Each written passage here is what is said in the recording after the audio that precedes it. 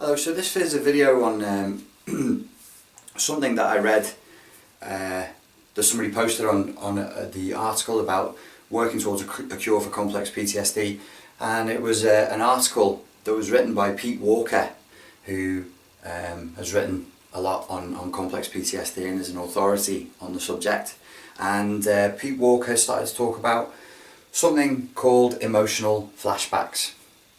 What happens with normal PTSD, the one that we're all familiar with through the media and films, is somebody experiences a traumatic event. Typically it's related to war, and the person goes into a state of shock, and then at regular intervals their body and mind sends them a warning signal that they're in a dangerous environment and that they might die soon and that they need to run away as a means of surviving. So there is a positive intent behind the body and the mind torturing the individual and saying, think about the bad thing that happened, think about the bad thing that happened. But don't just think about the bad thing that happened, feel all the feelings that went with that as well. I was in contact a long time ago now, probably 7 or 8 years ago, with a guy who was ex-Special Forces, and this was via the Street Fight Secrets site. And he contacted me because he knew I had a qualification in NLP, but he was interested in martial arts, and he had PTSD for years and couldn't sleep. And you know, I'm going to tell you something now, and bear in mind, obviously, like, I can't prove it. I could be lying to tell you a story, and he could have been lying to me, but I believe he was telling me the truth. He said that he couldn't sleep ever unless he trained very, very hard. And what he told me was, if he did a 16 to 20 mile run with a 20 kg backpack on, he could just about exhaust himself to the point where he could sleep for maybe 4 hours. And that's how he lived his life. Now, he'd been to psychiatrists, he'd been to doctors, and according to him, what they said to him is, you have defied our understanding of medical history in terms of these drugs, because they were giving him drugs that were supposed to knock him out, and his body would fight them off and say, no, I want to stay awake. I don't know what his experiences were, and I didn't ask him, but I know that he had served in Bosnia, and I can only imagine the kinds of things that he might have witnessed that would cause him to be stuck in a fight or flight mode for life. Just the descriptions of certain scenarios that play out in war set my adrenaline off and would freak anybody out.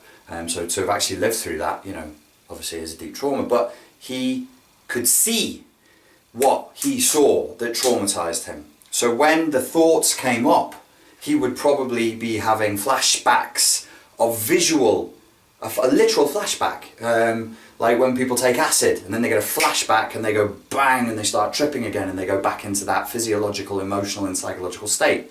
Call that flashback. In PTSD, the flashback, if you've seen the films, it'll be people will reimagine that they're in the war zone, that they're under pressure and they're being attacked. So there will actually be something there. With an emotional flashback, because if it's often, not always, but often, if it's rooted in childhood trauma, there will be nothing that you see. There will only be a memory of an emotion. The problem that causes is the person experiencing it has no fucking clue why it's happening. So I used to give this example on the streetfight.com YouTube channel as a means of explaining like the psychology of trauma. If I beat you up in a bathroom and you can smell a particular brand of an unusual detergent that's like a hideous, imagine a very overpowering, sickly sweet orange and chemical smell. And because I've beaten you to the floor, that orange detergent chemical smell is filling your nose as I'm beating you and swearing at you, and you're terrified and you're in pain. So then the brain is going to associate large amounts of pain and terror to the smell of that orange scented, sickly, very specific. The stimulus must be specific. That very sickly, sweet smell that you would, and even if you smelt it normally, it probably wouldn't trigger you. You've got to be this close to it, and it has to be overpowering. So the stimulus needs to be quite specific. So that's how the brain forms a bond. And you go, oh, that experience equals this, and there's a neural pathway between the two. What happens with PTSD, that is the normal PTSD that comes from a traumatic event in adulthood that can actually be recollected, is therefore anything that looks like that scenario will set somebody off. There was a guy, I was raised in Portugal, and there was people there who were from Angola, who were like, one guy I remember, he worked at a sports club that me as a little kid would go to, and somebody popped a bottle of champagne behind him, and it made a gunshot sound, and this a big dude as well, moved very, very quickly across the room and went under a table. It was clearly not a response that was appropriate to the environment, but your body at the survival level doesn't give a shit about your dignity. It doesn't care whether you're mentally healthy or physically healthy. It just wants you to survive at the rawest level. It doesn't care whether you're happy or not. That's why the body and brain play these things out. Be scared of the saber-toothed tiger, be scared of the saber-toothed tiger, be scared of the war zone, be scared of the gunshot, be scared of the sounds of being shelled, be scared of somebody screaming at you. When you smell that orange sickly sweet orange detergent powerfully, be scared, because pain is near. So the brain generalizes, and it doesn't always do it in the most intelligent way, but it is trying to help us. The problem with an emotional flashback is the triggers are non-specific, and they're not, it's not that you can go, oh, I just smelled the orange detergent, I just heard a sound that was like a gunshot, I just had somebody shout at me and that's what fired it off. It could be somebody shouting at you that fires it off. But you know what else fires it off? Intimacy. Intimacy. Why? Because this is what makes complex PTSD and emotional flashbacks so overwhelming and confusing for the person experiencing them. It's horrendous for the guy in the anecdote that I gave you who couldn't sleep. That's torture. And I'm not saying this pain is bigger than that pain. It's a pointless game to play. Suffering is suffering. And this guy's a very switched on guy, and he would agree with me. And I know that he would. He would just say, you know, it's not, oh, I've been in a war zone, so my pain's bigger than yours. Pain is pain. Suffering is suffering. So not only if you're having an emotional flashback that is rooted in complex PTSD, will you not know what caused it? There won't be an incident. You know, it could be conflict. It may be that somebody shouts at you and it triggers you, but actually it's usually sneakier than that. So not only can you not have a visual or an auditory or kinesthetic experience of going, oh, I'm having an emotional flashback because I smelt the orange detergent. I'm having an emotional flashback because a motorbike backfired and it sounded like a gunshot. No, it will just be an emotional flashback because, and one of the things that triggers it, especially with people who have emotional dysregulation in the HPA axis, and you know, the what do they call it, emotionally unstable disorder, otherwise known as borderline, is intimacy. Why? Because the horrendous feelings and emotions that are rooted in childhood, when you were most impressionable and most open to brainwashing and hypnosis, were the intimate relationship, probably with either an actual biological parent or an authority figure who acted like a parent, somebody who had total power over you, who you could not escape. That was the intimacy. And the intimacy of that relationship is now associated with a huge amount of confusion and emotional pain. And what I've noticed particularly is rejection. So sometimes when you start to get into an intimate relationship with somebody and you start to make yourself vulnerable, and that person's intentions are good and your intentions are good, out of the blue, out of nowhere, you can be hit with a shitstorm of emotion. And all these thoughts that are not your thoughts, they're colonizing foreign thoughts that are telling you, this person hates you. And then, did you ever see the film Four Lions about the British guys who tried to become terrorists and they didn't do it very well? One of the characters always saying to the other character, don't forget the cause, brother, don't forget the cause. Every time you forget the cause, that's the devil in your ear giving you the wassa wassa. And he was saying to him, it's the devil trying to turn you away. And basically the guy was like, I don't want to blow people up, I want to be good. And he was like, no, that's the devil, that's the wassa wassa in your ear. So you hear that wassa wassa wassa in your ear. That is the emotional flashback saying, this person hates you, they don't really like you, they think you're a piece of shit. And it's like a bad angel. You remember the old medieval template for the world, for psychology, the good angel on your shoulder and the devil on your other shoulder? There are voices in our head. There's a TED talk about this that I keep meaning to reference, but I haven't. I'll put it in the about box below because I think it's brilliant. There are voices running in our head. They're not all our voices. There's not all stuff that we put in there. Some of these voices is just the wassa wassa. It's other people. And it might not actually be what a parent said to you. It might be an implication. So if I'm your parent, you're a small child, and I reject you and I abandon you when I should be showing you love at that age, you think, oh, well then I must be ugly. Well, oh, there must be something wrong with me. There must be something wrong with me. There must be something wrong with me. There must be something wrong with me. And that echoes in the unconscious. One of my clients said yesterday, I don't know if this is a useful thought, but I'm thinking that like thoughts are like fractals of consciousness. It's probably gibberish. And I was like, no, it's not gibberish. Follow that. You know, fractals echo each other, and every single piece of that fractal holds the rest of it. And your thoughts and your spirals of consciousness do go like that. They spiral upwards, and sometimes they spiral downwards, and sometimes they're dark, and sometimes they're light, and sometimes you have to take control of them.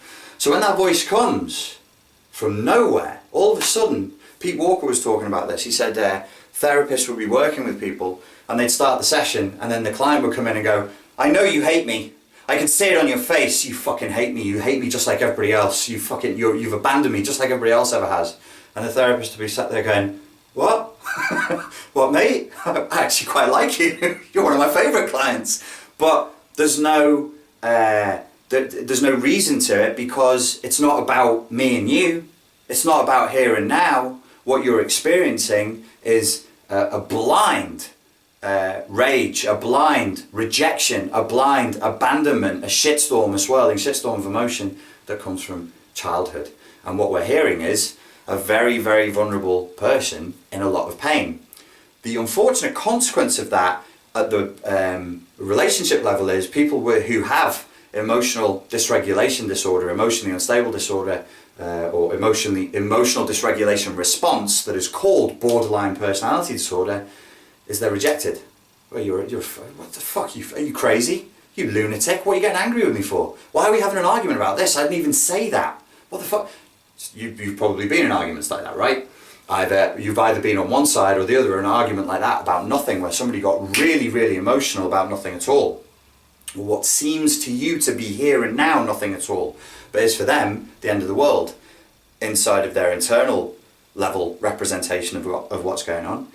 Then at the professional level there's problems, because clinicians are reporting they don't want to work with borderlines. I always thought that it was narcissists that therapists dreaded the most, and it turns out no, it's borderlines.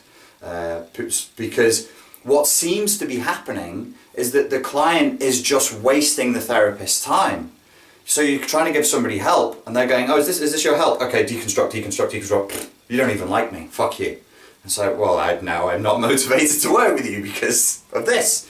So there's a lot of a lack of understanding. Somebody else contacted me, not a client, but they were kind enough to say it to me. There is a format for helping people with borderline, also known as emotional dysregulation response, where the HPA axis has been affected and people are dealing with a biological level problem, that their sense of fight or flight, their whole survival mechanism is being activated by intimacy itself, by the very act of being vulnerable. You'll know this when somebody has an experience where they open up to you and they tell you something that is very personal, something very secret, and then the very next week they don't want to hang out with you anymore. I used to call this, dealing with girls, preemptive rejection. I didn't know why they were doing it, but I knew that they were doing it. I was like, you're preemptively rejecting me. And I get a strong intuitive sense, you're doing it not because you don't like me, you're doing it because you do like me. And then I'd be like, okay, well, I can't deal with that. Now I understand more. I'm like, okay, I get it. So this person contacted me, and this is the final thing that I'll leave you with. There is a template for helping people with emotional dysregulation, and she said, look it up. It's called SET, S-E-T, support, empathy, and truth. So the support and the empathy side of it is saying, look, I do want to work with you, or I do want to be your friend, or I do want to be your boyfriend or girlfriend, and I empathize with the fact that even though I can't feel what you're feeling or experience what you're experiencing, you're clearly experiencing something.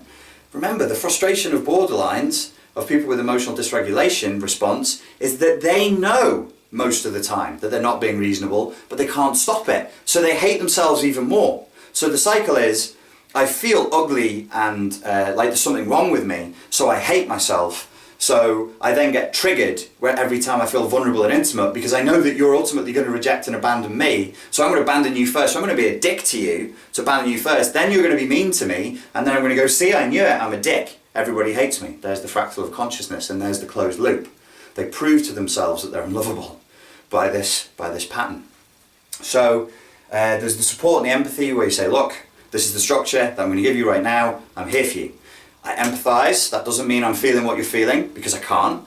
It doesn't mean I actually know what you're feeling, because it's going to be very tough for me to do that. I'm going to try and understand. I'm going to try and empathise with you.